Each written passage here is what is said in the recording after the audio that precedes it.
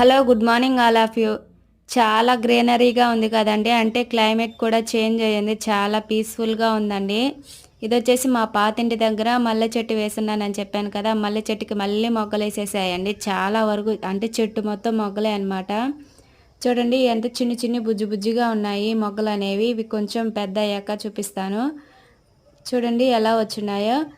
వీటినొచ్చేసి మనము summer season start అవ్వగానే మనం ఈ మల్లె చెట్టులో ఉన్న వాళ్ళైతే మల్లె చెట్టు మొత్తం కోసేసేయండండి. కొంచెం అంటే మిడిల్ వరకు కోసేస్తే మళ్ళీ ఇగుర్లేసుకొని అంటే చెట్టు మొత్తం ఫ్లవర్స్ వచ్చేస్తాయన్నమాట.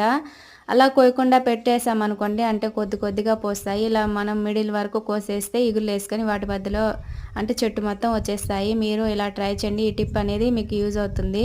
మల్లెపూలు ఇష్టం ఉన్న వాళ్ళైతే ఒక లైక్ చేయండి అండ్ సబ్స్క్రైబ్ చేసుకొని చూడండి. ఇవి మా ఇంట్లో వచ్చేసి 3 చెట్లు ఉన్నాయి. 3 చెట్లకి ఫుల్‌గా మల్లెపూలు ఉన్నాయండి. టాటా.